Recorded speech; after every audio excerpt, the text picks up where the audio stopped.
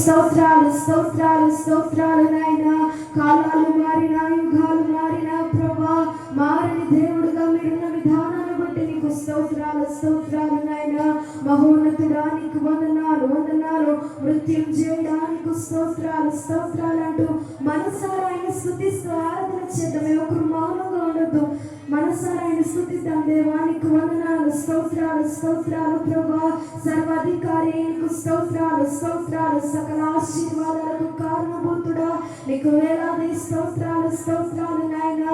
అయ్యా మరణపు ముళ్ళను మా కొరకు విరిచిన దేవా నీకు స్తోత్రాలు స్తోత్రాలు స్తోత్రాలు నాయనా. అనతి కాలంలోనే మమ్మలను మా దీన కుటుంబాలను మీరు ప్రేమించి ప్రభా అయ్యా ప్రథమ ఫలములుగా చేసి తండ్రి మీరు పక్వపరిచిన విధానాన్ని బట్టి నీకు స్తోత్రాలు స్తోత్రాలు నాయనా.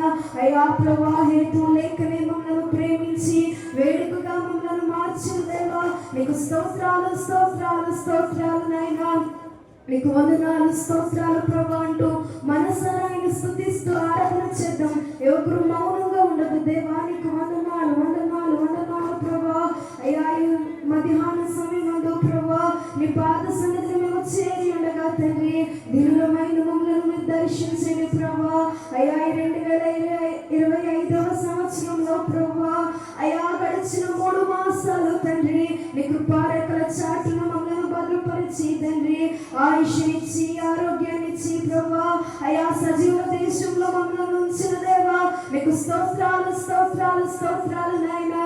అయ్యా 4వ మాసంలో అయ్యా మొదటి పునరుద్ధానముల ముందు ప్రభా నీ పాద సన్నిధిని మేము చేరి ఉండగా తండ్రి మమ్మల్ని మీరు దర్శించండి ప్రభా. అయ్యా ప్రభా నీ పునరుద్ధానంలో ఉన్న శక్తిని నాయనా, నీ పునరుద్ధానంలో ఉన్న బలాన్ని ప్రభా అయ్యా మేము సవి చూచినట్లు నాయనా నాతో మాతో మీరు మాట్లాడండి తండ్రి. నీకు వందనాలు స్తోత్రాలు ప్రభా. ఈ మధ్యాహ్న సమయమందు ప్రభా నీ పాద సన్నిధిని మేము చేరి ఉండగా తండ్రి నన్ను మమ్మల్ని మీరు దర్శించండి ప్రభా. అయ్యా నీ ఆత్మతో మమ్మల్ని నింపండి తండ్రి.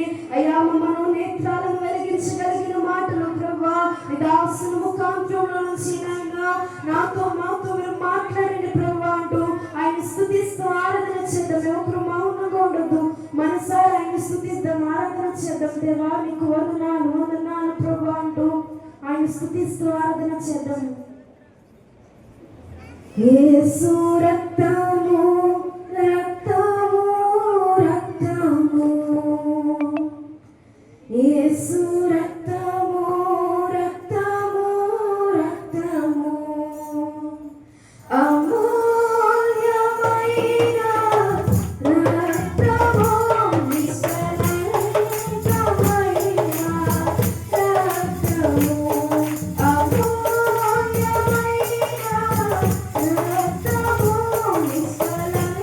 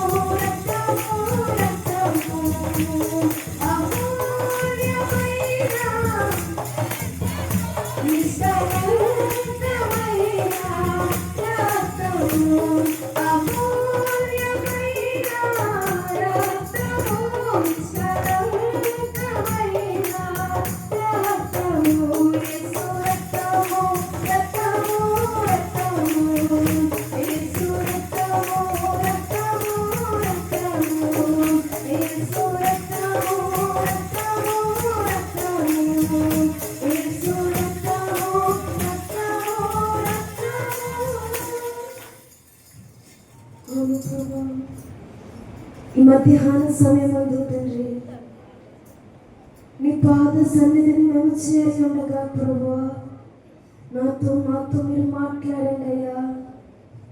మాకు నీటిని నాట్యంగా మార్చగలిగిన మాటలు ప్రభువా.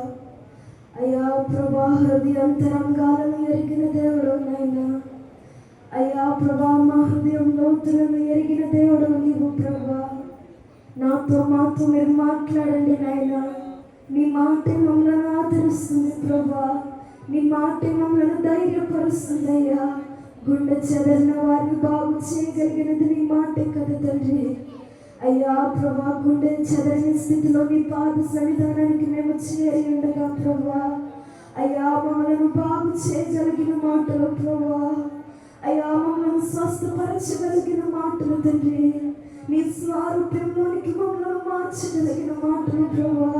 నీ దాసు ముఖాంతరం నుంచి మాతో మీరు మాట్లాడండి అయ్యా. అయ్యా నువ్వు మాట్లాడితే మాకు మేలు కలుగుతుందయ్యా. నువ్వు మాట్లాడితే మా కుటుంబాలు కట్టబడతాయి ప్రభా. నువ్వు మాట్లాడితే మా వంకర త్రోవలు సరళం చేయబడతాయి నాయనా. మా వంకర త్రోవలను సరళం చేయగలిగిన మాటలు నాయనా. మా ప్రతికూల పరిస్థితులన్నింటినీ సానుకూలపరచగలిగిన మాటలు ప్రభా. నీ దాసు ముఖాంతరంలో నుంచి నాయనా మాతో మీరు మాట్లాడండి ప్రభా. బలహీనుడుగా నీ దాసుడు నిలబడుచుడుగా తండ్రి. ఎడంతల ఆత్మ రెండంతల శక్తిని మీరు దయచేయండి ప్రభా అంటూ ఎవరైనా ఒకరు వాక్య పరిచర్యలతో ప్రార్థన చేద్దాం. దేవుని పరిశుద్ధ నామమునకు స్తుతి ఘనత మహిమ ప్రభావం ఇచ్చేదను గాక. కూడి వచ్చిన ప్రభు ప్రియులైన మీ అందరికీ మన ప్రభువును మన రక్షకుడైన యేసుక్రీస్తు ప్రభుల వారి శుభనామమున మీ అందరూ కూడా ప్రత్యేకమైన వందనాలు తెలియజేస్తున్నాను. అందరికీ వందనాలు. సంతోషంగా ఉన్నారా? సంతోషంగా ఉన్న వారందరూ కూడా చేతులెత్తి దేవునికి స్తోత్రాలు చెల్లిద్దాం. హల్లెలూయా, హల్లెలూయా, హల్లెలూయా. మంచిది ప్రియులారా, ఇంతవరకు దేవుని పాటల ద్వారా వాయిద్యముల చేత ఆయన నామాన్ని మహిమపరచున్నాం. ఇప్పుడు అత్యంత ప్రాముఖ్యమైన శ్రేష్టమైన సమయం. దేవుని దివ్యమైనటువంటి మాటలు మనం వినబోతుండగా చిన్న ప్రార్థన చేసుకుందాం. ప్రేమ నమ్మకం కలిగిన మా ప్రియ పరలోకపు తండ్రి, మీ పరిశుద్ధ నామమునకు వందనాలు, స్తోత్రాలు ప్రభువా. గడిచినటువంటి నాయన 3 మాసాలు నీ కృపారేఖల నీడన భద్రపరిచి 4వ మాసంలో మొదటి పునరుత్థాన దినమందు నీ సన్నిధిని చేరి తండ్రి అబ్బా నీ స్తుతించడానికి, ఆరాధించడానికి మీరు చూపిన కృపను బట్టి వందనాలు. ఈ 3 మాసాల్లో మా జీవితాల్లో అయ్యా అనుక్షణము కంటి పాపం అని కాచి కాపాడిన విధానాన్ని బట్టి వందనాలు. అయ్యా ఈ 4వ మాసాన్ని దయా కిరీటంగా అనుగ్రహించినందుకు వందనాలు. ఈరోజు మాతో మీరు మాట్లాడండి. మీ వాక్యం ద్వారా నన్ను మమ్మల్ని సంధించండి ప్రభా. నీ గొప్ప హస్తాలకు అప్పగించుకుంటుండగా మీరే బోధించేవారుగా, గ్రహింపచేయవారుగా, ఒప్పింపచేయవారుగా ఆత్మకార్యాన్ని మీరు జరిగించండి. మీరు మహిమ పొందినంతగా, సంఘమునకు క్షేమాభివృద్ధి కలుగునంతగా మీరు బోధించమని యేసు నామమున ప్రార్థించి పొందుకున్నాం తండ్రి, ఆమేన్. మంచిది ప్రియులారా, దేవుని వాక్యాన్ని ధ్యానం చేద్దాం. చూడండి, యెషయా గ్రంథము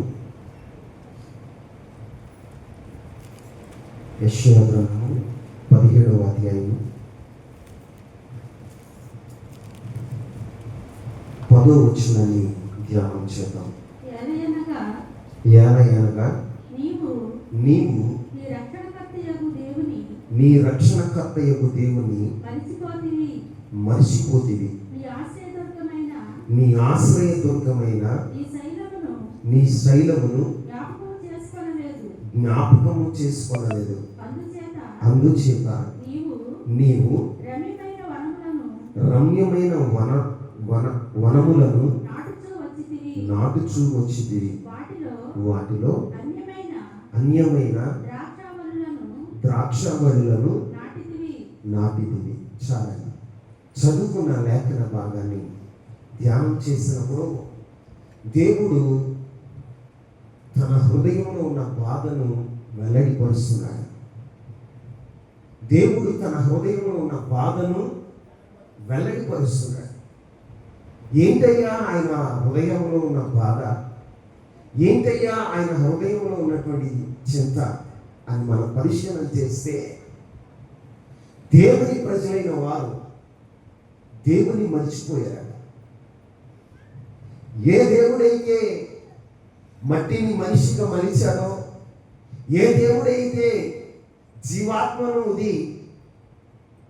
జీవాత్మను వారి నాసిక రంధ్రంలో నుండి ఊది జీవింపచేసే మనిషిగా చేశాడో, అనుక్షణము తన గుప్పిళ్ళు విప్పి ప్రతి జీవి యొక్క కోరికను తృప్తిపరుస్తున్నాడో, అనుక్షణము కంటి పాప వలె ఏ దేవుడైతే కాపాడుతున్నాడో,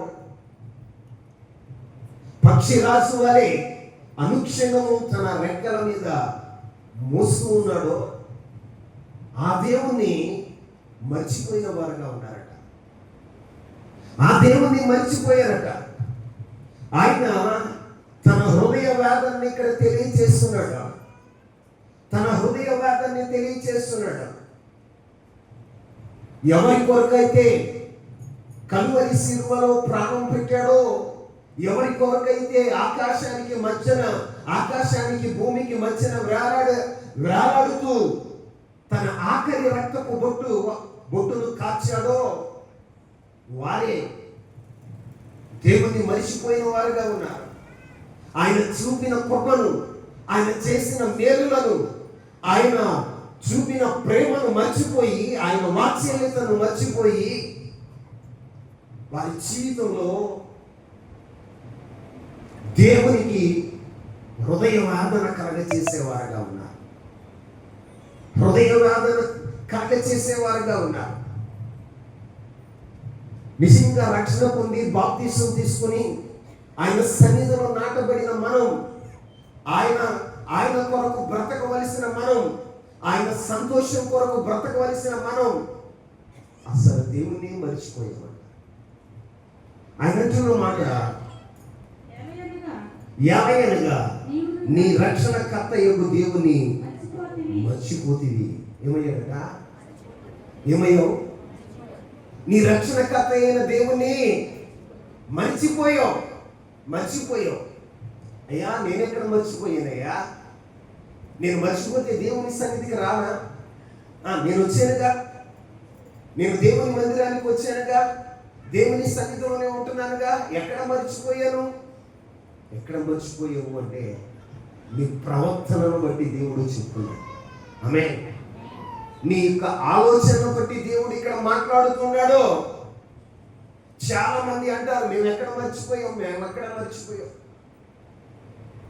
చాలా మంది జీవితాలు క్రైస్తవులుగానే పిలువబడుతూ సమాజంలో, సంఘంలో క్రైస్తవులుగానే ఉంటూ ఆయనను మర్చిపోయారు. ఎవరు మర్చిపోయారు? సృష్టికర్త అయిన దేవుణ్ణి ప్రతి క్షణము కంటి పాప వలె కాచి కాపాడి సమృద్ధి అయిన జీవితాన్ని ఇచ్చి ఏ అపాయము నీ గుడారాన్ని సమీపించకుండా, ఏ తెగులు నేను దరి చేరనీయకుండా అనుక్షణము కాపాడుతున్న దేవుని మర్చిపోయారు.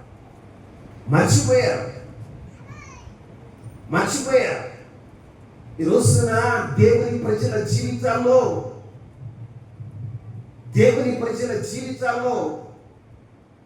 అమ్మబడిన అనుభవం. ఏ అనుభవం అంటే అమ్మబడిన వాడు ఏమవుతాడు? దాసుడు. ఇప్పుడు నీ జీవితంలో దాస్యత్వం చేయడానికి కారణం ఏంటో తెలుసా? ఈ రోజున కొన్నిటికి నీవు దాసుడు అయిపోయి బానిసగా మారిపోయి కొన్ని నీ జీవితంలో బానిసత్వం సంఖ్యలో మగ్గిపోవడానికి కారణం ఏంటో తెలుసా? చాలా మంది కుటుంబాలు పేదరికంలో ఉండటానికి, చాలా మంది కుటుంబాలు బానిసత్వపు జీవితాలను జీవించడానికి కారణం ఏంటో తెలుసా? కారణం ఏంటి? దేవుని ప్రజల జీవితాల్లో దేవుడేమో సమృద్ధి కలిగిన స్థలంలో ఉండాలని ఇశ్రాయేలు ప్రజలను పాలు తేనెలు ప్రవహించే వాగ్దాన దేశంలో స్థిరపరిస్తే వారి జీవితాల్లో బానిసలు అయిపోవటానికి కారణం, వారి జీవితాల్లో బానిసత్వానికి కారణం ఏంటో తెలుసా? దేవుని మర్చిపోవటం ఉండదు. దేవుడి చూడండి ఒకసారి మొదటి సమూయేలు గ్రంథం 12వ అధ్యాయం 9వ వచనాన్ని చదువుతాం. అయితే వారు తమ దేవుడైన యెహోవాను మరచినప్పుడు ఆయన వారిని సేనాధిపతి అయిన సిసిరా చేతికిని, ఫిలిష్తీయుల చేతికిని, మోయాబీయుల చేతికిని అమ్మివేయగా. ఎవరు అమ్మేశారు? అర్థమవుతుందా? దేవుడే అమ్మేశాడట. తన ప్రజలను దేవుడే అమ్మేశాడట. ఏం చేశాడు? ఎందుకు అమ్మేశాడంటే దేవుని మర్చిపోయారు. వారి ప్రవర్తన ఎలా ఉందో తెలుసా? పై వచనం కూడా చదువున్నా. యాకోబు ఐగుప్తునకు వచ్చిన పిమ్మట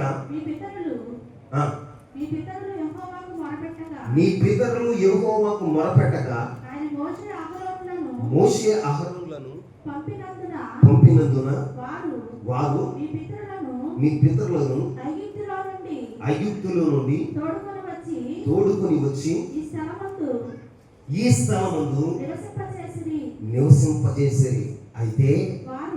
అయితే వారు తమ దేవుడైన యెహోవాని మరచినప్పుడు ఏం చేశారట? దేవుడేమో ఐగుప్తు చెర నుండి విడిపించి పాలు తేనెలు ప్రవహించేటువంటి వాగ్దత్త దేశమైన కనాను దేశంలో వారిని స్థిరపరిచారు. నిన్ను కూడా ఒకప్పుడు నువ్వు బానిసగా ఏ వ్యసనానికో బానిస అయిపోయావు, ఏ అలవాటులకో బానిస అయిపోయావు. నీ జీవితంలో నువ్వు ఎలా ఉన్నావయ్యా అంటే ఒకప్పుడు పాపానికి బానిసం అయిపోయావు, లోకానికి బానిసం అయిపోయావు, రాజకీయాలకి బానిసం అయిపోయావు. దేవుడు నిన్ను ప్రేమించి ఒక దైవజనుడిని నీ దగ్గరికి పంపించి తన వాక్కును పంపి నిన్ను విడిపించిన వాడుగా ఉన్నాడు. ఏం చేశాడు? వాళ్ళ ఐగుప్తు శర నుండి విడుదల పొందినట్లుగా నువ్వు లోకము పాపం అనే శర నుండి విడుదల పొందావు. నువ్వు విడుదల పొందావు. దేవుడు నిన్నేం చేశాడో తెలుసా? వారిని కనాను దేశంలో దేవుడు నాటుతూనే నిన్ను దేవుని మందిరం అనేటువంటి తనకిష్టమైన స్థలంలో నాటుకున్నాడు. ఆమేన్. తనకిష్టమైన స్థలంలో నాటుకున్నాడు. తన దృష్టి నిలిచే స్థలం, తన మనసు నిలిచే స్థలం, తన మహిమతో నింపబడేటువంటి స్థలంలో నిన్ను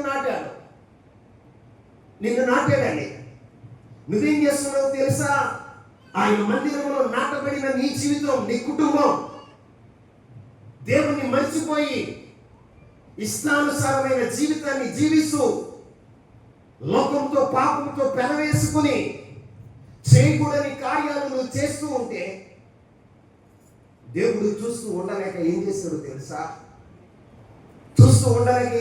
తెలుసా? ఆయనే నిన్ను నమ్మేశాడు.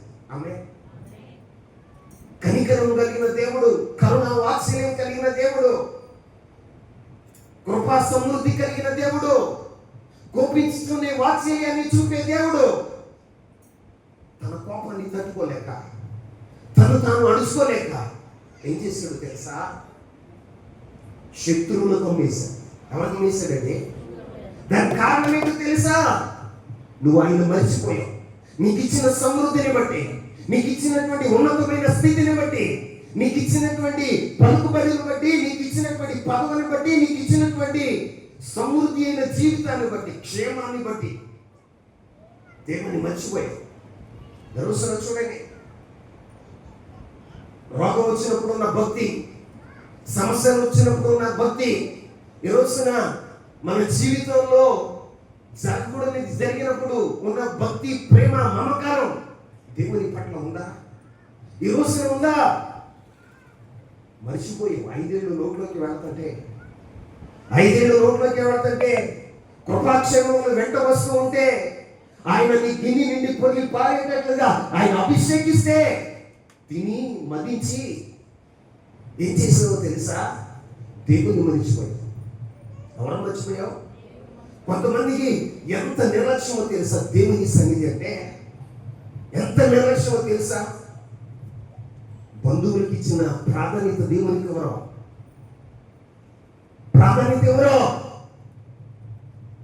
5 ఏళ్ళు నోట్లోకి వెళ్ళి తీసేసింది ఎవరో? నీకు క్షేమాన్ని ఇచ్చింది ఎవరో? నీ కుటుంబం చుట్టూ కంటి రేపుకోవాలి, నీ చుట్టూ, నీ పిల్లల చుట్టూ కాపుదా వచ్చింది ఎవరో? నిన్ను సృష్టించిన సృష్టికర్త కాదా? ఆయనే నువ్వు మర్చిపోయి ఇష్టానుసారంగా కొంతమంది మందిరంలో ఉంటారని దేవుని పట్ల ఆసక్తి ఉండదు. వాళ్ళు మందిరంలోనే ఉంటారు. మరిచెట్టులాగా ఓడలు దిగిపోయి ఎప్పటి నుంచో సంవత్సరాలుగా, కానీ దేవుని మాటను లక్ష్య పెట్టారండి.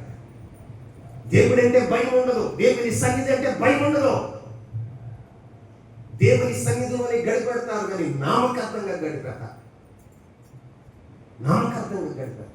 ప్రభు చూస్తాడు అంతరంగాన్ని. దేని చూస్తాడు? అంతరంగాన్ని చూస్తాడు. అంతరంగంలో ఉన్న నీ భక్తిని, నీ విశ్వాసాన్ని, ప్రభువు పట్ల నీకున్న తపనను ఆయన చూస్తాడు.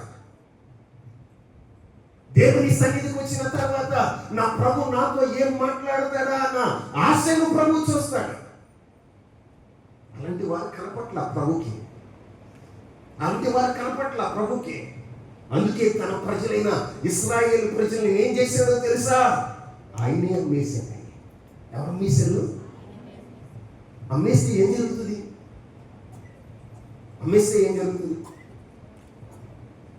అమ్మేస్తే ఏం జరుగుతుంది? ఒక మాట చదువుతారా? ఇర్మియా గ్రంథం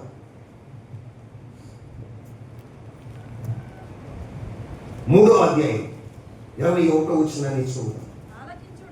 ఆలకించుడి అమ్మా, ఆలకించుడి, చెట్లు లేని మెట్టల మీద ఒక స్వరము వినబడుతుంది. ఆలకించుడి, తాము దుర్మార్గులై తమ దేవుడైన యెహోవాను మరిచిన దానిని బట్టి ఇశ్రాయేలీయులు చేయు రోదన. ఏంటంట? రోదన, విజ్ఞాపనలు వినబడుచున్నది. ఆమేన్. ఏం వినపడుతుంది? దేవుని మర్చిపోయారు. దేవుని ప్రజలు దేవుని మర్చిపోతే వారి జీవితంలో ఏం కలుగుతుంది అంటే రోదన కలుగుతుంది. ఏం కలుగుతుంది? మొదటిది, శత్రువులకు అప్పగించబడ్డారు, దాస్యత్వం కలిగి ఉన్నారు. రెండవది, వారి జీవితంలో కలిగింది ఏంటో తెలుసా? రోదన. ఏంటండి? ఏడుపు. కొన్ని కుటుంబాలు మీరు చూడండి, క్రైస్తవ కుటుంబాలే, ఏడుపు, వేదన. ఎందుకు ఈ రోదన? ఎందుకు తెలుసా?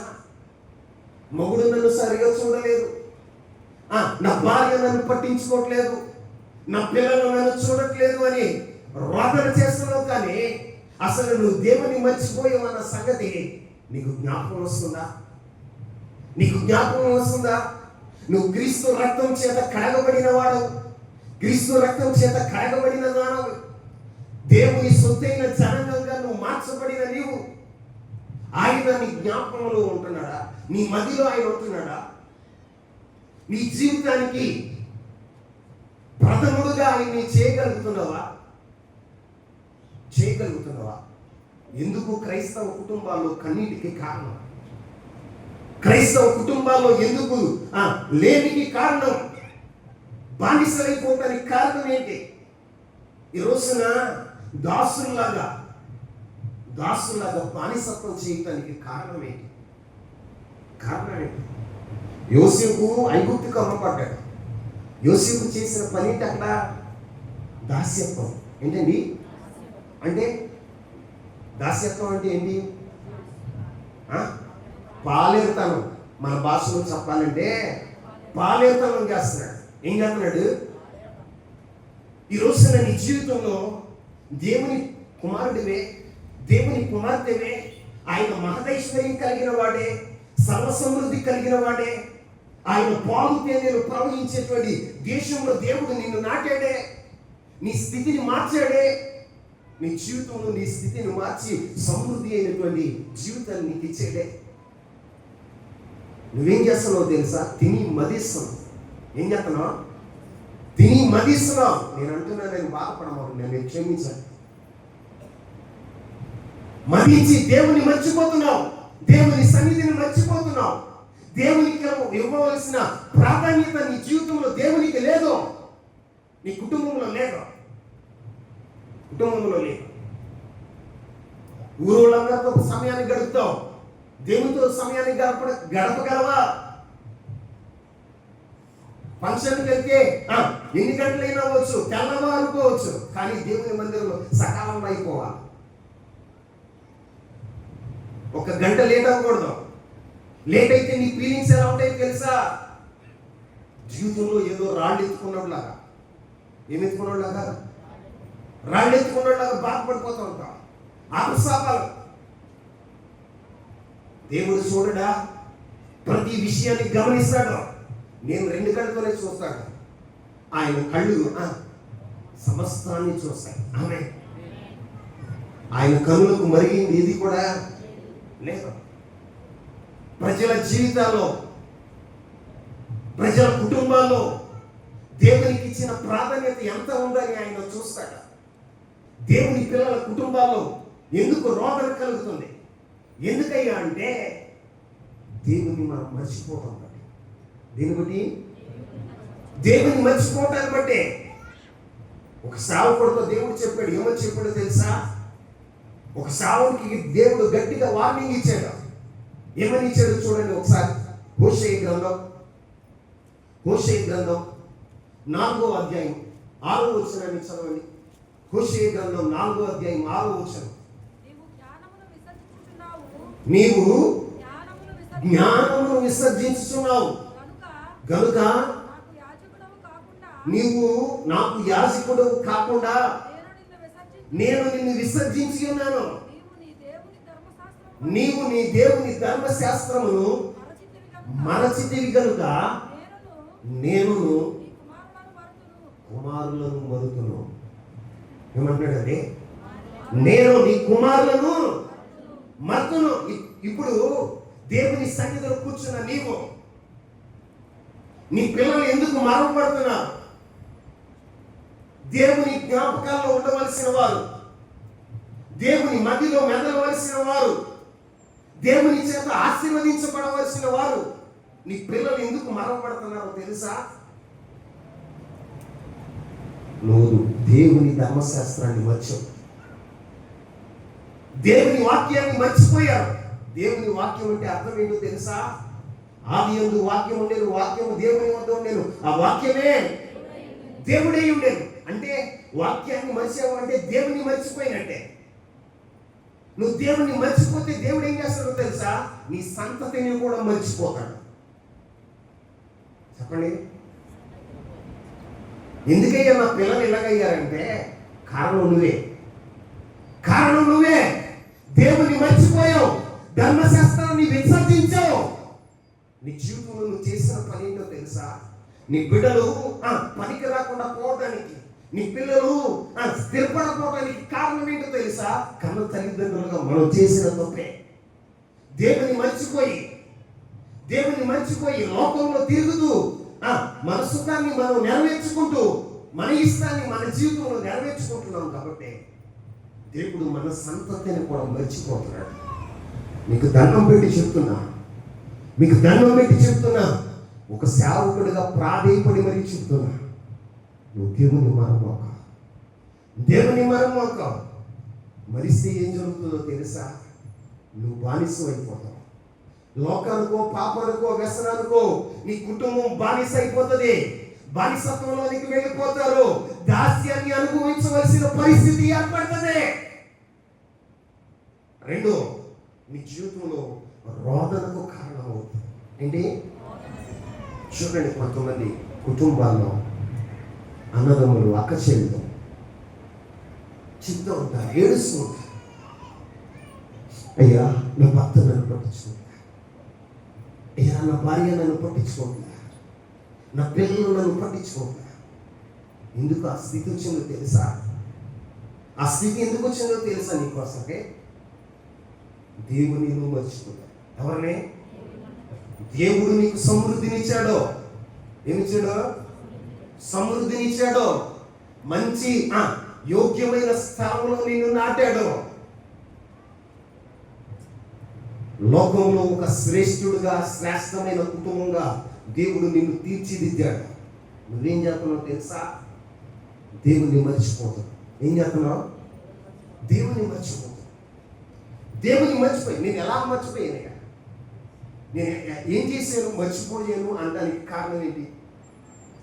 ఎలా నేను గుర్తించగలను అంటే ఇప్పుడు చదవండి యెషయా గ్రంథం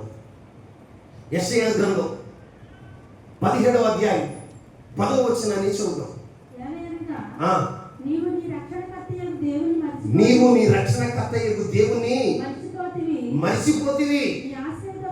నీ ఆశ్రయ దుర్గమైన నీ శైలమును జ్ఞాపకం చేసుకోలేదు. అందుచేత నువ్వు మర్చిపోయినందుచేతన నువ్వేం చేస్తున్నావు తెలుసా? రమ్యమైన వనములు నాటుకుంటున్నావంట. ఆమేన్. ఏ వనములు? చదువు. అందుచేత నీవు రమ్యమైన వనములు నాటుచూ వచ్చితివి. వాటిలో అన్యమైన ద్రాక్షావళులను నాటితివి. ఇప్పుడు అందరు నా వైపు చూడండి. నువ్వు దేవుని మర్చిపోయావు అంటానికి రుజువు ఏంటి అంటే ప్రభు అక్కడ ఒక రుజువు ఉంచాడు. ఆ రుజువు ఏంటో తెలుసా? దేవుని మర్చిపోయిన వారు ఒక రమ్యమైనటువంటి వనము నాటుకుంటారట. రమ్యమైన వనం అంటే మాట్లాడరే, అందమైన తోట. రమ్యమైన తోటలు నాటుకుని ఆ తోటలో ఏం నాటావో తెలుసా? అన్య ద్రాక్షవళులు. ఏ ద్రాక్షవళులు? అన్య ద్రాక్షవళి. ద్రాక్షవళి అనేది దేన్ని చూసిందయ్యా అంటే దేవుని సంతోషపరిచే. ఆమేన్. న్యాయాధిపతుల గ్రంథం 9వ అధ్యాయ ప్రకారం ఏముంటుందో తెలుసా? మనుషులను దేవుణ్ణి సంతోషపరిచే నా ద్రాక్ష రసం ఈక మాని చెట్ల మీద నేను రాజునై ఉండి అటు ఇటు ఊగులాడనా అనే ద్రాక్షవళి. అంటే ద్రాక్షవళి దేన్ని చూస్తుందో తెలుసా? దేవుని సంతోషపరిచే గుణం. ఏ గుణం? దేవుని సంతోషపరచవలసిన, దేవుని సంతోషపరచవలసినటువంటి గుణం ద్రాక్షవళి. అయితే నాటుకున్న వనం ఏంటో తెలుసా? నాటుకున్న వనం ఏంటో తెలుసా? అన్యమైన ద్రాక్షవళులు. ఏ ద్రాక్షవళులు చెప్పండి? ఏ ద్రాక్షవళులు? ఇది నిజమైన ద్రాక్షవళులు కాదు, ప్రభుని సంతోషపరిచే ద్రాక్షవళులు కాదు. అక్కడ నాటినటువంటి వనం ఏంటో తెలుసా? అన్య ద్రాక్షవనం. ఏమనం అండి? అవును. అంటే నీ జీవితంలో నువ్వేం చేయాలో తెలుసా? దేవుణ్ణి మరవకపోతే నువ్వు ఎలా ఉంటావో తెలుసా? నువ్వు దేవుణ్ణి మరవకుండా ఉంటే నీ జీవితం ఎలా ఉంటుందో తెలుసా? బ్రతుకుట క్రీస్తే, చావు అయితే లాభం అంటావు. ఏమంటావు? బ్రతుకుట క్రీస్తే, చావు అయితే లాభం అంటావు.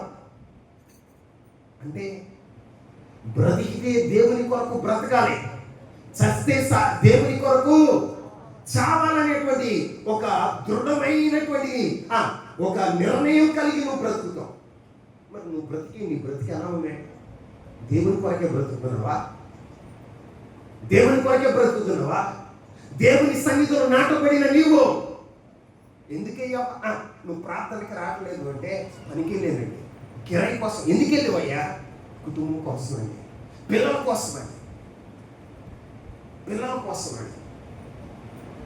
దేవునికి దూరం అయిపోయి దేవుని చిత్తాన్ని నెరవేర్చకుండా, దేవుని ధర్మశాస్త్రాన్ని నువ్వు నెరవేర్చకుండా నువ్వు తిరుగుతూ ఉన్నప్పుడు దేవుడు ఏం చేస్తాడో తెలుసా?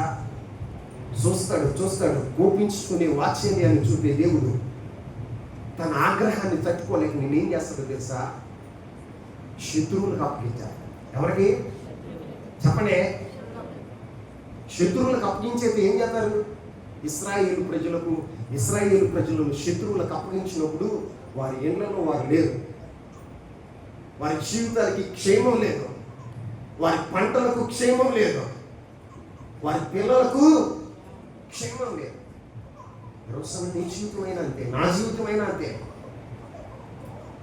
దేవుని మర్చిపోయిన వాడి జీవితం ఏమవుతుందో తెలుసా? అమ్మబడతారు. ఏమవుతారు? అమ్మబడతారు. అంగడిలో వస్తువుల్లాగా అమ్మబడతారు. అమ్మబడిన రోజున మన జీవితాలు ఏమవుతాయో తెలుసా? దేవుడు ఇశ్రాయేలు ప్రజలను అమ్మివేసే సిస్యార సైన్యం అంతా వచ్చి ఇశ్రాయేలులను భయాక్రాంతులు చేసి, ఫిలిష్తీయులు ఎవరో ఫిలిష్తీయులు వచ్చి ఇశ్రాయేలు దేశాన్ని పాడు చేశారు. అమాలేకీయులు వచ్చారు, ఇశ్రాయేలు దేశాన్ని పాడు చేశారు. వారి పంట పొలాలని పాడు చేశారు. వారు పండించుకున్న పంట అంతా దోచుకున్నారు. ఏం చేశారండి? దోచుకున్నారు. ఇప్పుడు నీ చేతి పనులన్నీ దోచుకోబడతాయి. నువ్వు సంపాదించుకున్న సంపాదన దోచుకోబడతాయి. ఈ రోజున నీ సంపాదన అంతా ఇతరుల పాలవటానికి కారణం ఏంటో తెలుసా? హాస్పిటల్లో కట్టడానికి కారణం ఏంటండి? ఈ రోజున వడ్డీలు కట్టడానికి కారణం ఏంటి? దోసుకోబడ్డాం. ఏమో దోసుకోబడ్డాం. కుటుంబంలో క్షేమం లేదు. ప్రియుల క్షేమం లేకపోవటానికి కారణం ఏంటో తెలుసా? నువ్వు దేవుని మర్చిపోతే నీ జీవితంలో ఏం జరుగుతుందో తెలుసా? కన్నీళ్ళకి కారణం అవుతుంది. ఏమవుతుందండి? తర్వాత చాలా మంది అంటారు, అయ్యా అయ్యా అయ్యా ఈ బాధలు తట్టుకోలేకపోతున్నాను, అయ్యా ఈ బాధలు చేతులు కాలిన తర్వాత ఆకులు పట్టుకుంటే ప్రయోజనం ఏంటి? చేతులు కాలిన తర్వాత ఆకులు పట్టుకుంటే ప్రయోజనం ఏంటి? ఏమైనా ప్రయోజనం ఉంటుందా? బొబ్బలు ఎక్కిపోయినాయి. ఏమైపోయినాయి? బొబ్బలు వచ్చేసినాయి, పుళ్ళు పడిపోయినాయి. ఇప్పుడు ఏం చేయాలో తెలుసా? ఈ బొబ్బలు పగిలిపోయేదాకా, ఈ పుళ్ళు మానిపోయేదాకా బాధ అనుభవించాల్సిందే. ఏమనుభవించాలి? బాధ అనుభవించవలసిందే. దేవుడు నీకు శిక్ష విధించిన తర్వాత, దేవుడు నీ జీవితంలో నిన్ను అమ్మివేసిన తర్వాత నీ జీవితంలో ఏం జరుగుతుందో తెలుసా? నయోమి అంటుంది, అయ్యా ఈ దేశాన్ని విడిచిపెట్టి వెళ్ళేటప్పుడు సమృద్ధిగా నేను వెళ్ళాను. ఎలా వెళ్ళా? ఇప్పుడు రిక్తులుగా వచ్చాను. ఎట్లా వచ్చిందట? అనుభవించవలసింది ఎవరో? ఎవరో? మనలో సామెత ఉంటుందిగా, తాగినోడే తాళ పళ్ళు కడతాడు, తాళ పళ్ళు కడతాడు. మరి నువ్వు కట్టకపోతే నేను కడతానా? చెప్పండి. నువ్వు దేవుణ్ణి మర్చిపోయావు, నువ్వు దేవుణ్ణి మర్చిపోయావు, నువ్వు దేవుణ్ణి మర్చిపోయావు. నీ జీవితంలో దేవుడు అమ్మేశాడు, నీ జీవితంలో బాధ కలిగింది. ఇప్పుడు అనుభవించాలి. దేవుని కృప దిగి వచ్చే వరకు, దేవుని వాత్సల్యత నీ మీదకి కనికరం దిగి వచ్చే వరకు ఏం చేయాలో తెలుసా? దేవుని సన్నిధిలో నువ్వేం చేయాలో తెలుసా? దాన్ని అనుభవించాలి. అనుభవించాల్సిందే, అనుభవించాల్సిందే. ఈ రోజున బాగుంది, నా ఇష్టం వచ్చినట్టుగా తిరుగుతాను అనుకోమాక. పెళ్ళును దిగి వస్తుంది. నువ్వు అనుకోనటువంటి సమయంలో, నువ్వు ఊహించినటువంటి సమయంలో బాగానే ఉంది అన్న సమయంలో దేవుని ఉగ్రత దిగి వస్తుంది. అప్పుడేం జరుగుతుందో తెలుసా? నష్టపోవలసి వస్తుంది. ఏమిటి? నష్టపోవలసి వస్తుంది. ఇక్కడ ఇశ్రాయేలు ప్రజలట ఏం చేసుకున్నారో తెలుసా? ఒక వనాన్ని నాటుకున్నారట. ఎవరు? అన్య ద్రాక్షవనం. ఏమనమండి? అన్య ద్రాక్షవనం. అన్య ద్రాక్షవనం అంటే అర్థం ఏంటి?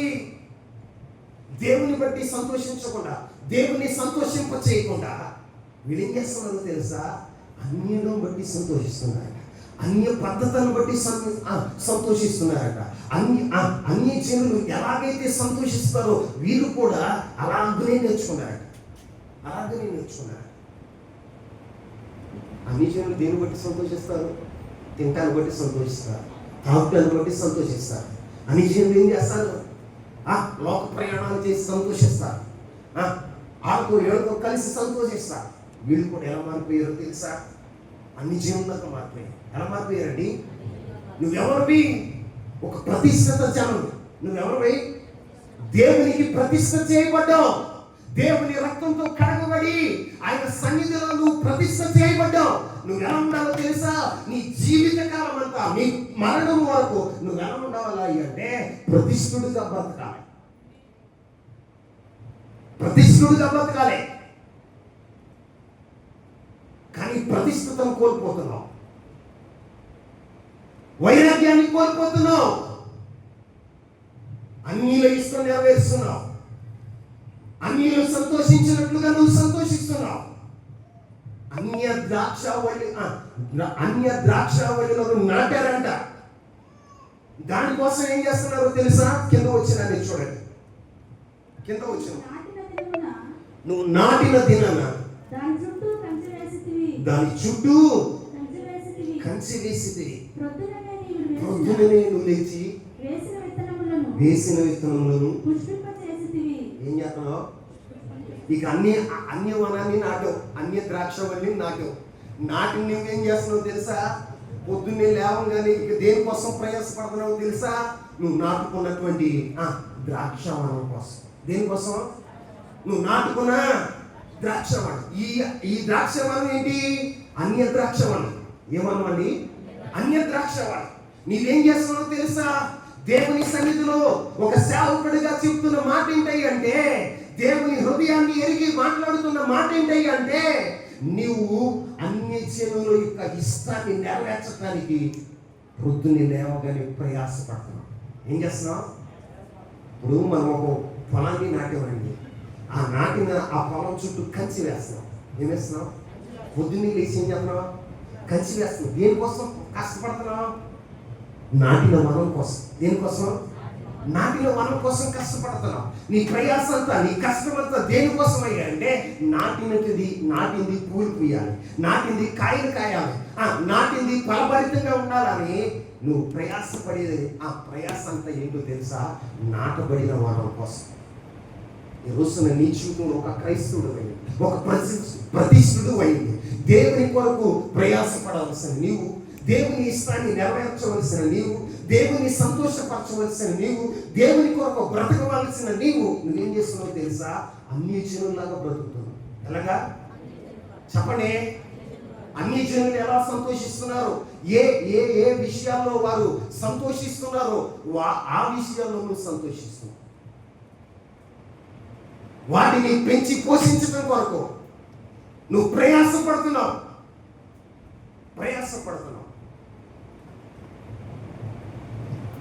దేవుని కొరకు ప్రయాసపడేది లేదు, దేవుని రాజ్య స్థాపన కొరకు ప్రయాసపడేది లేదు. మన జీవితంలో ఏం చేస్తున్నాం అంటే అన్ని జీవుల ఇష్టం నెరవేర్చడానికి, అన్ని జీవుల ఇష్టం నెరవేర్చడానికి ప్రయాసపడతాం. ఆ వనం కోసం ఏం చేస్తున్నావు తెలుసా? పొద్దున్నే లేవగానే ప్రయాస దేనికోసం?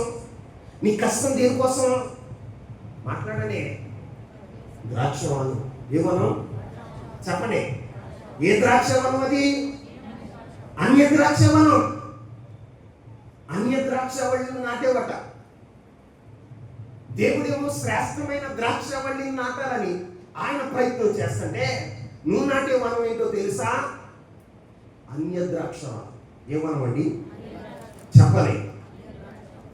అన్యుడు సంతోషించినట్లు కానీ, అన్యుడు దేనికోసం ఏమైతే ప్రయాసపడతాడు, అన్యుడు ఏ యొక్క లక్షణాలు అయితే కలిగి ఉంటాడు అదే లక్షణాలు నీ జీవితంలో కూడా.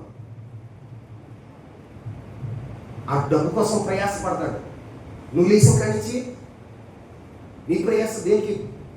నీ ప్రాముఖ్యత దేనికోసం? దేవుని కోసమేనా? ప్రభు అన్నాడు, నా నీతిని, నా రాజ్యాన్ని మొదట వెతకండి, అవన్నీ మీకు ఇస్తాను. ఆమేన్. ఏమన్నాడు? అవన్నీ. ఒక మాట చెప్తాను వినండి. నువ్వు పరలోక సంబంధి అయితే పరలోకంలో ఉన్న ప్రజలు ఎలా అయితే వేటిమైతే మనసు ఉంచారో వాటిపైనే నీ మనసు ఉండదు. ఆమేన్. ప్రభు అయిన యేసుక్రీస్తు ప్రభువు, ఉదాహరణకి ప్రభు అయిన యేసుక్రీస్తు ప్రభువు పరలోక మహిమను విడిచి భూమి మీదకి వచ్చిన తర్వాత తన శిష్యులకు ఒక ప్రార్థన నేర్పాడు. ఏం నేర్పాడు? చెప్పాలి అందరూ. ప్రార్థన నేర్పాడు. ఆయన నేర్పిన ప్రార్థనలో ఏముంది? మత్తయి శుభవార్త ఏముంది? మనం నేర్చుకోవలసిన పాఠం ఏంటి? 6వ అధ్యాయం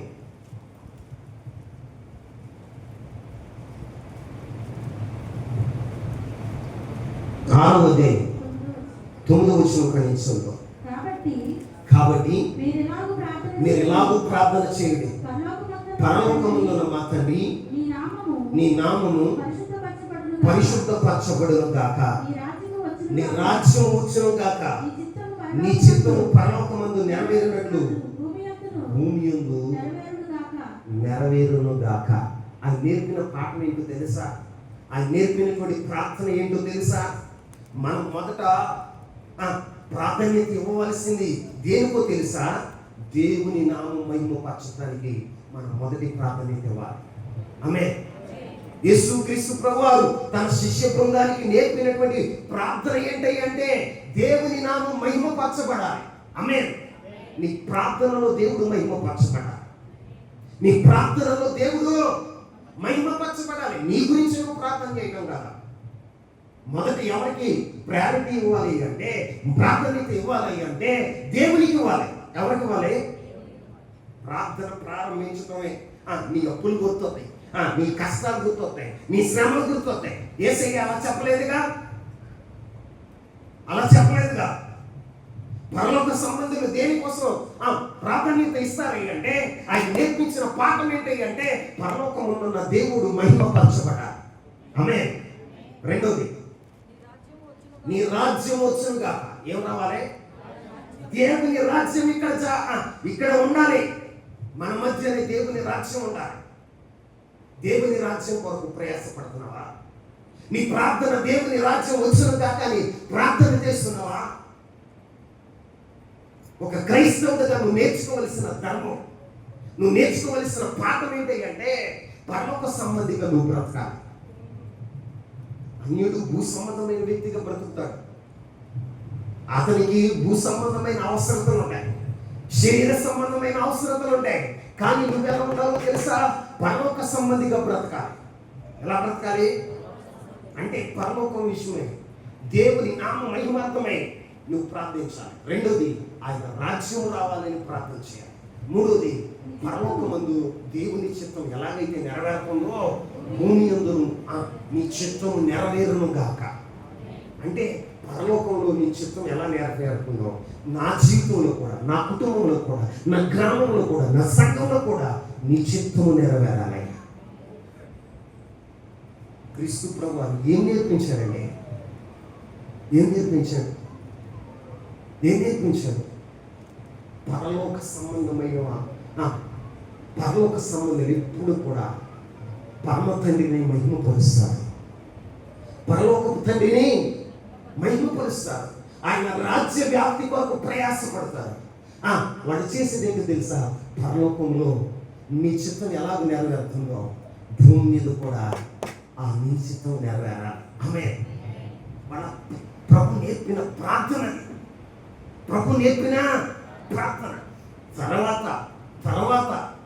తర్వాత ఆయన ఏం నేర్పాడు చూడండి, చెప్పండి.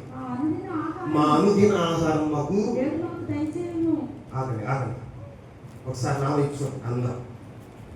మా అనుదిన ఆహారము చెప్పండి.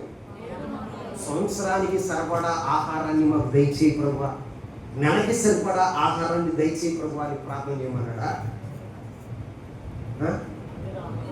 అనుదిన ఆహారం. ఏ ఆహారం? దేవుడు నిన్ను ఎంతగా ఆశీర్వదించాడు తెలుసా?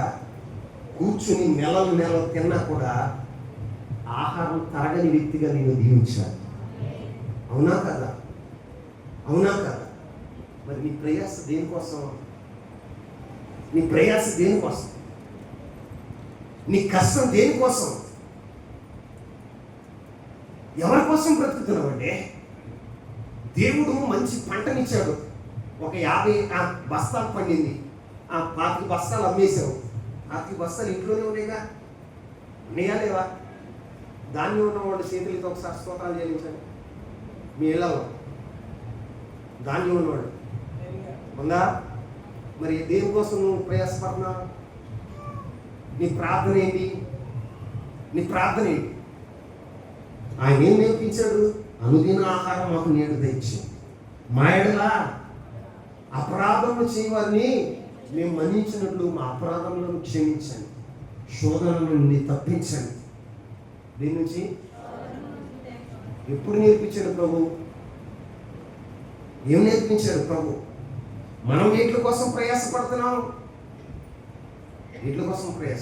అర్థం ఉందా? మనం ప్రయాసపడేదాన్ని అర్థం ఉందా? భక్తులు ఎలా ఉండాలో తెలుసా? పౌలు అపోస్తుడు అంటాడు, బ్రతుకుట క్రీస్తే, చావైతే లాభం. బ్రతికితే క్రీస్తు కొరకు బ్రతుకుతా, చావైతే నాకు లాభం. ఏమంటాడండి? మరి నీ జీవితంలో ఇప్పుడే అనుకున్నావా? క్రైస్తవుడివే, చచ్చిపోతావా? ఇట్లాగా చచ్చిపోతావా? ఇంకా నైనా ఇంకా ఆయుసి. నేను ఒకటే ప్రార్థన చేస్తాను, ప్రభువా నీ చిత్తం ఏమై ఉందో అది మాత్రం నెరవేర్చు. ఎక్కువ ఒక రోజు కానీ, ఒక గంట కానీ, ఒక గడియ కానీ నాకు ఎక్కువ. ఎందుకో తెలుసా? మనం ఎక్కువ కోరుకున్నామంటే తర్వాత బాధపడాలి. హిజ్కియా ఆయుష్ ఇవ్వమని ప్రార్థన చేశాడు. 15 సంవత్సరాలు ఆయుష్ పొందుకున్నాడు. కానీ ఆయన జీవితంలో మనశ్శాంతి లేదు. లేదు. మనం కూడా దేవుని చిత్తానికి తల ఒగ్గే వారిగా ఉండాలి. ఆమె కానీ బతుకుతానికి ఎంత ప్రయాసపడతాం. నేను ప్రయాసపడదు అని చెప్పట్లా, మీరు ప్రయాసపడాలి. కానీ మొదట దేవునికి నీ జీవితంలో స్థానం ఇవ్వాలి. ఆమె యేసుక్రీస్తు ప్రభువు తన శిష్య బృందానికి ప్రార్థన నేర్పిస్తూ ఆయన నేర్పించిన పాఠం ఏంటో తెలుసా? చెప్పండి. పరలోకమందున్న మా తండ్రి, నీ నామము మహిమపరచబడును గాక, నీ రాజ్యం వచ్చును గాక, మీ చిత్తం పరలోకమందు ఎలాగూ నెరవేరునో భూమి యందు అలాగూ. ప్రభుకి పరలోకానికి వాళ్ళు ప్రాధాన్యత ఇచ్చారు. ఇంకో మాట చెప్పనా, బైబిల్లో ఒక మాట చెప్పనా, పరలోక సంబంధం ఎలా ఉంటారు? లోకాశుభవార్త చూడండి, 2వ అధ్యాయం. లోకాశుభవార్త 2వ అధ్యాయం 13వ వచనాన్ని చదువుతాం. వెంటనే పరలోక సైన్య సమూహము ఆ దూతతో కూడా ఉండి సర్వోన్నతమైన స్థలములో దేవునికి మహిమను, ఆయనకి ఇష్టమైన వారికి భూమి మీద సమాధానము కలుగును గాకని దేవునికి స్తోత్రములు చేయుచుండెను. ఇప్పుడు నా వైపు చూడండి అన్నారు. పరలోకం నుండి దేవదూతలు దిగి వచ్చారు. ఎప్పుడో తెలుసా? ప్రభువు ఈ భూమి మీద ఉద్భవించినప్పుడు, ఆయన పుట్టినప్పుడు పరలోకం నుండి ఒక సైన్యమే దిగి వచ్చింది. వారు పాడిన పాట ఏంటో తెలుసా? సర్వోన్నతమైన స్థలములో దేవునికి మహిమ. ఎవరికి మహిమ? చెప్పండి. పాట పాడితే ఎవరికి మహిమ రావాలి? చెప్పండి. దేవుని మహిమను ఎరిగి పాడేవాడు అంటుంది. నాకు మహిమ రావాలి, అందరూ నన్ను గుర్తించాలి. ఏం చేయాలి? అందరూ నన్ను మెచ్చుకోవాలి. పరలోకంలో ఉండేటువంటి పరలోక సంబంధులు వీటి మీద దృష్టి ఉంచాలి అంటే పరలోకంలో ఉన్న దేవుని మీద దృష్టి ఉంచాలి. వాళ్ళు పాడుతున్న పాట ఏంటో తెలుసా? సర్వోన్నతమైన స్థలంలో దేవునికి మహిమ. ఎవరికి మహిమ అంట? దేవునికే మహిమ. దేవదూతలు పాడిన పాటలో దేవునికి మహిమ వచ్చింది. ప్రభు అయిన యేసుక్రీస్తు ప్రభు వారు నేర్పిన ప్రార్థనలో దేవుని మహిమను గురించి నేర్పించాడు. రెండవది వారు చెప్పిన మాట ఏంటో తెలుసా? భూమి మీద ఆయనకి ఇష్టమైన వారికి సమాధానం. ఎవరికి? రెండో స్థానం ఇచ్చారా? మొదటి స్థానం ఇచ్చారా? మనుషులకి ఏ స్థానం ఇచ్చారంటే చెప్పాలి. మరి నువ్వు దేనికి మొదటి స్థానం ఇస్తున్నావు? నీ దేవునికి ఇస్తున్నావా, మనుషులకి ఇస్తున్నావా? చెప్పు. మా ఆదివారం ఫంక్షన్ ఉంది. నీవు లోకం నుండి వేరయ్యావు, నీవు పాపం నుండి వేరయ్యావు, ఆచారాల నుండి వేరయ్యావు. నేనంటాను అబ్రహాము అన్యజనుడండి. ఎవరో చెప్పాలి. అన్యజనుడు, విగ్రహారాధికుడు. కానీ అబ్రహాముతో ఒకే ఒక్కసారి ప్రభు చెప్పాడు, మీరందరినీ వదిలే, మీరందరినీ చెప్పలే. ఎందుకంటే నీవు నా ప్రతిష్ఠుడు. ఆమె నేను గొప్ప చేయబోతున్నా, నేను నిన్ను ఆశీర్వదించబోతున్నా, ఇదిగో నిన్ను ఆశీర్వాద కారకుడిగా చేయబోతున్నాను అన్నాడు. అబ్రహాము అప్పుడే వదిలేసాడా? మళ్ళీ ఇంటికి వెళ్ళాడా? మాట్లాడరా? మా అన్నయ్య ఉన్నాడు, మా చెల్లి ఉంది, మా తమ్ముడు ఉన్నాడు, మా మేనత్త ఉంది, ఎవరెవరు, ఇదిగో మా మేనత్త ఉందా, మా మేనత్త కొడుకు ఉన్నాడు అక్కడ. ఎందుకురా వాళ్ళు? పరలోకానికి సంబంధించిన వాళ్ళు, పరలోకానికి అడ్డుపడేవాళ్ళు నీకెందుకని అడుగుతున్నా? బంధువులు లేకపోతే మేము లేవండి. పో, నువ్వు పరలోకానికి పనిచేయవు, పనిచేయవు నువ్వు. నీ స్థానం ఎవరికో తెలుసా? మనుషులకి. ఎవరికి? అప్పుడు దేవునికి కోపం వస్తుంది. ఏమవుతుందో తెలుసా? నిన్ను ప్రతిష్ఠించుకున్నందుకు, నిన్ను రక్తంతో కడుక్కున్నందుకు, తన రక్తాన్ని నీ కొరకు క్రైతనంగా చేయించినందుకు, వీడి కోసమా నేను రక్తాన్ని కాల్చింది, ఈమె కోసమా నేను రక్తాన్ని కాల్చింది. అమూల్యమైన రక్తం, పరిశుద్ధమైన రక్తం, వీళ్ళ కోసమా నేను కాల్చింది.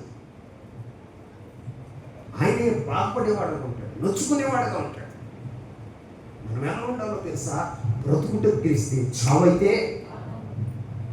లోకం నుండి వేరుపరచబడిన మనం, పాపం నుండి వేరుపరచబడిన మనం ఒక ప్రతిష్ఠితమైన జీవితాన్ని జీవించాలి. క్రీస్తు కొరకు బ్రతికే వారిగా ఉండాలి. బ్రతుకుట క్రీస్తే, సావైతే లాభం అన్నట్లుగా బ్రతకాలి. మన బ్రతుకు ఎలా ఉండాలో తెలుసా? లోకానికి ఒక వెలుగునిచ్చేదిగా ఉండాలి. మన బ్రతుకు ఎలా ఉండాలో తెలుసా? లోకంలో ఒక సాక్షిగా మనం బ్రతకాలి. మరి మనం బ్రతుకుతున్నామా? ఎట్లీకి ప్రాధాన్యత ఇస్తున్నాను, ఎట్లీకి ప్రాధాన్యత ఇస్తున్నాను. దేవుని కొరకు బ్రతకవలసిన నీవు, దేవుని సంతోషం కొరకు బ్రతకవలసిన నీవు. భక్తులు ఎలా బ్రతికారండి? పౌలు అపోస్తలుడు అంటున్నాడు, బ్రతుకుట క్రీస్తు, సావైతే చెప్పండి లాభం. నువ్వు సార్ స్నేహితులతో మందు బార్లో కూర్చోకపోతే నాకు నష్టం లేదు. పోతాం, ఏమవుతుంది? నష్టపోతాం అండి. వాళ్ళతో కలవకపోతే నష్టపోతాం. వదిలేయాలి. ఏం చేయాలి? నువ్వు వదులుతావా? దేవుణ్ణైనా విడిచిపెడతావు, దేవుని సన్నిధినైనా విడిచిపెడతావు, అక్కడ కూర్చుంటావు. దేవుని బతుకులాడుకుంటాను లేదు. దేవుడికి తెలిసిన రాసి, దేవునికి తెలుసు, నిన్ను శిక్షించడం కూడా తెలుసు, నీకు ప్రతిఫలం ఇవ్వడం కూడా దేవునికి తెలుసు. తెలిసి తప్పు చేసిన వాడిని ఎవడు క్షమిస్తాడండి? ఎవడు క్షమిస్తాడు చెప్పండి? నీ పిల్లవాడికి ఇక్కడికి వెళ్ళొద్దు అని చెప్పావు, వాడికి తెలీదు, వెళ్ళాడు, బురద చేసుకున్నాడు, అని శుభ్రంగా కడిగావు.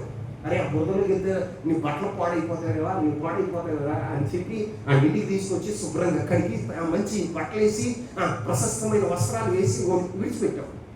మళ్ళీ బురదలోకి వెళ్ళావు. ఎక్కడికి వెళ్ళాడు? అప్పుడు ఏం చేద్దాం? మాట్లాడారా?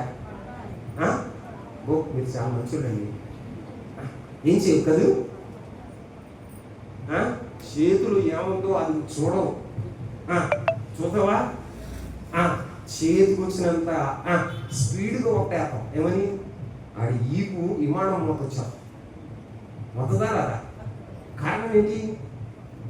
చేయొద్దన్న పని మరి నీ జీవితంలో నువ్వు ఎన్నిసార్లు ప్రభువుకి వ్యతిరేకంగా నడిచావు? ఎన్నిసార్లు ప్రభు వద్దన్న మార్గాల్లో నడుస్తున్నావు? కూర్చోవద్దన్న చోట కూర్చుంటున్నావు, మాట్లాడవద్దన్న మాటలు మాట్లాడుతున్నావు. దేవుడు ఊరుకుంటాడా? ఊరుకోడు. ఏం చేస్తాడో తెలుసా? దానికి ప్రతిఫలం నువ్వు అనుభవించాలి. నువ్వు కూడా అనుకుంటున్నావు, ఏమవుతుంది. నువ్వెవరో తెలుసా? క్రీస్తు రక్తం చేత కొనబడిన వ్యక్తిని. క్రీస్తు రక్తం చేత కొనబడి ప్రభు కొరకు నువ్వు ప్రతిష్ఠించబడిన వ్యక్తిని. నీ ప్రతిష్టతను పోగొట్టుకుని, నీకు ఆ పిల్లలు పట్టుకుని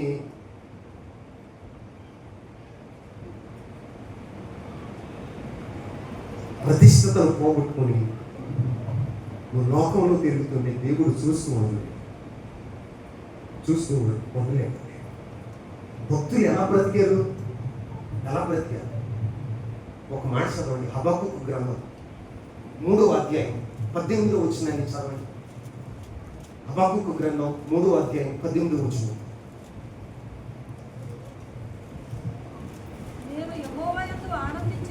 నేను యెహోవా యందు ఆనందించెదను, నా రక్షణకర్త అయిన నా దేవుని యందు నేను సంతోషించెదను. ప్రభువు యెహోవాయే.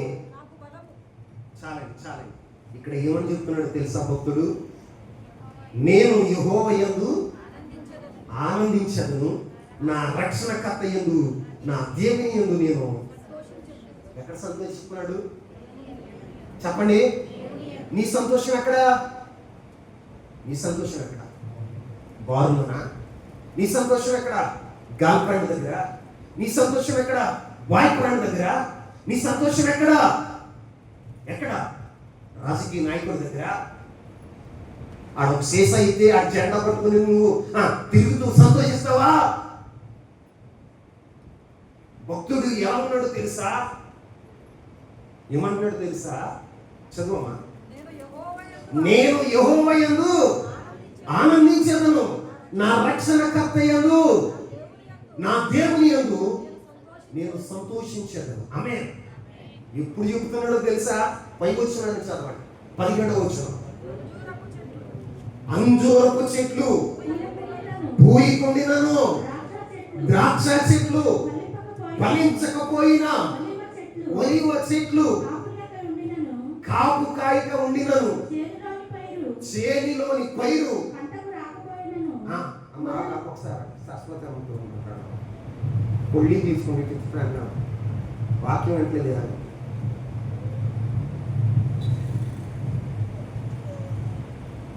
ఎందుకు ఆ పిల్లల్ని కట్టుకుంటా ఉంటావు? దేవుని స్తోత్రాలు తెలియజేశాడు. ఏ పరిస్థితుల్లో అయినా సంతోషిస్తున్నాడు. ఎవరిని బట్టి సంతోషిస్తున్నాడు? ఆయన అంటున్న మాట, నా దేవుడైన యెహోవా యందు, నా దేవుడైన నా రక్షణకర్త అయిన యెహోవాను బట్టి. ఎవరిని బట్టి? యెహోవాను బట్టి. నా సంతోషమైన ఆనందమైన ఎవరిని బట్టి అంటే నా దేవుని బట్టి. ఎవరిని బట్టి? అక్కడ అంటున్నాడు, అయ్యా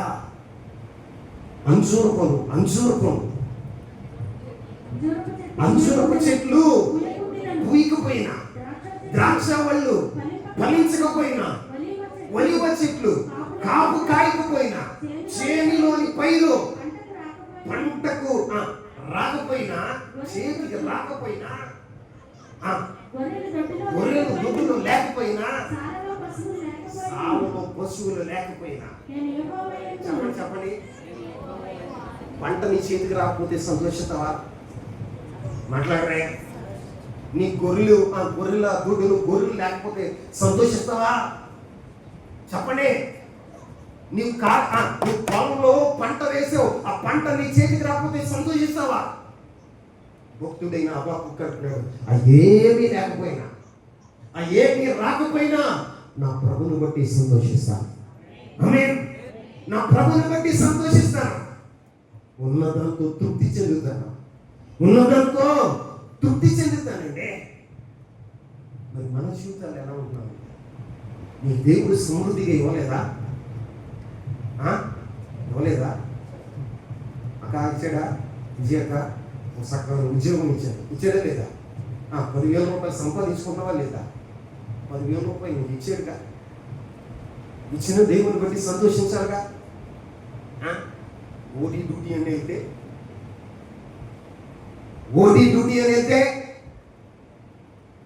ఆమెను అంటున్నాను కాదు, మీ అందరూ తీసుకోండి. మనం సంతోషించవలసింది ఎవరిని బట్టి తెలుసా? మన రక్షకుడైన దేవుని బట్టి సంతోషించాలి. ఆయన అంటాడు, నేను గుప్పులు విప్పి ప్రతి జీవి యొక్క కోరికను తృప్తిపరుస్తాను. ఏం చేస్తాడు? తృప్తిపరుస్తాడండి. నువ్వు ప్రయాసపడాల్సిన, నువ్వు మదన పడుకోవాల్సిన అవసరం లేదు. నువ్వు నిజంగా భక్తితో విశ్వాసంతో దేవుని చిత్తాన్ని నువ్వు జరిగిస్తే ఆకాశ పక్షులను పోషిస్తున్న దేవుడు. వాటికంటే మీరు శ్రేష్ఠులు. వాటిని పోషించిన దేవుడు మిమ్మల్ని కూడా పోషించను గాక. మీ కుటుంబాల్లో సమృద్ధిని ఇచ్చను గాక, సంతోషాన్ని ఇచ్చను గాక. కానీ నువ్వేం చేస్తున్నావు తెలుసా? ఆయన్నే మర్చిపోయి, ఎవరిని? ఆయన్నే మర్చిపోయి ఎక్కడికి వెళ్తున్నావు? బంధువులు.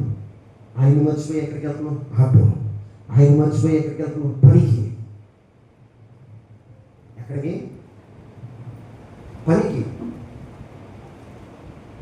అసలు నీకు ఉద్యోగం ఇచ్చింది ఎవరు? రాబాబు.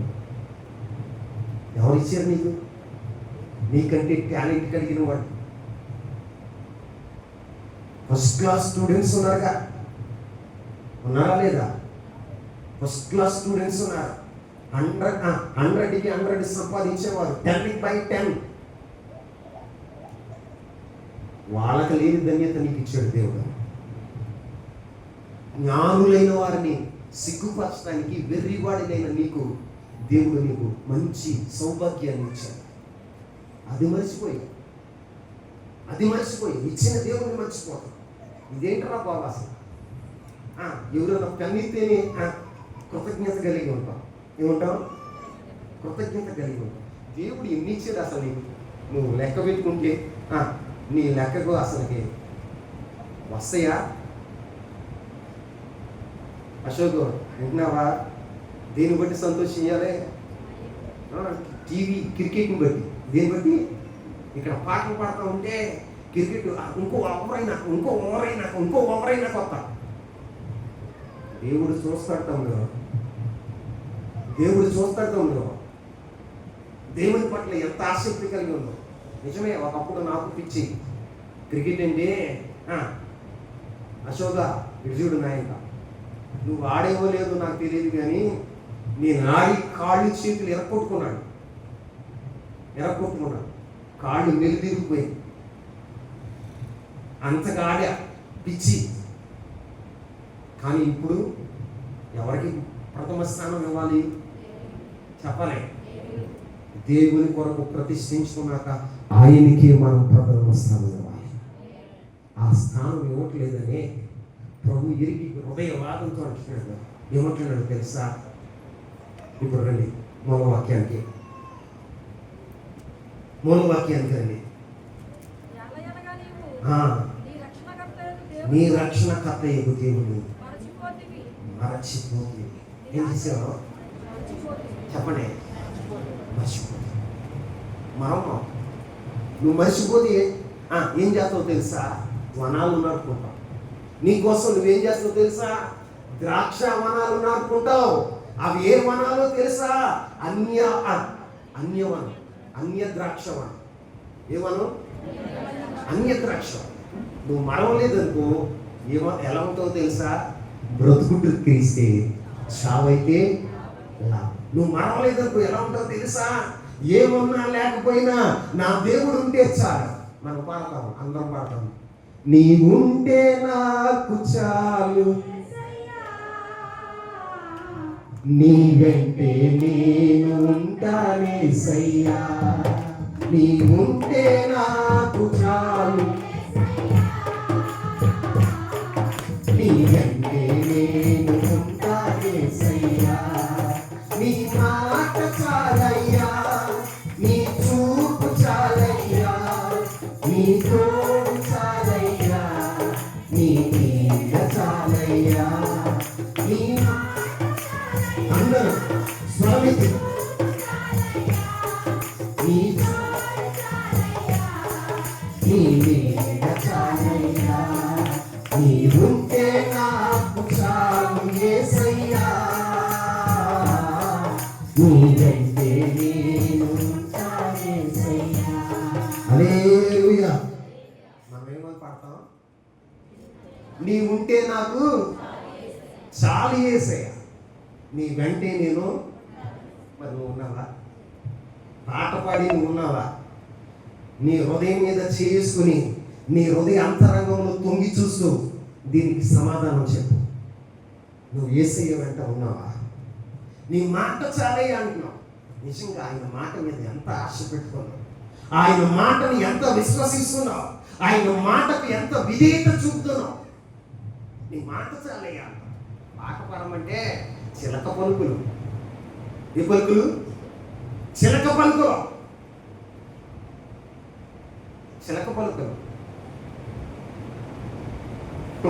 పెట్టుకుని ఓ చిలకని దాంట్లో పెట్టుకుని శిల్ప జ్యోతి చెప్పేవాడు కూడా, రామ్మ చిలకమ్మ ఏంటి, రామ్మ చిలకమ్మ రాజుగారి జాతకం చెప్పమ్మా అంటాడు. ఆడు ఏడు ఇట్టుతో అంటాడు. ఏ కార్డు దగ్గరకు వచ్చినాక అది ఆడుకో, అయ్యా నీ జాతకం ఎలా ఉందో తెలుసా అని ఆడు చెప్పినట్టుగా నువ్వు కూడా నీవు ఉంటే నాకు ఎప్పుడైనా యేసయ్యతో కూడా నువ్వు నడిచిన అనుకున్నాగా చెప్పండి, ఎన్ని అబద్ధాలు! నీ పాటే అబద్ధం, నీ మాటలే అబద్ధం. ప్రసంగిలు అంటాడు, బుద్ధిహీనులు పాటలు పాడుట కంటే హెచ్చరికలు వీటినండి, హెచ్చరికలు వినటం మేలు అంటాడు. మనం ఏం చేస్తాం తెలుసా? నేను ఉంటే నాకు చాలు ఆత్మశ్రద్ధ. అప్పుడు నీ జీవితాన్ని చూసుకో, నీ జీవితాన్ని చూసుకో. భక్తులు ఎలా ఉన్నారంటే చావైతే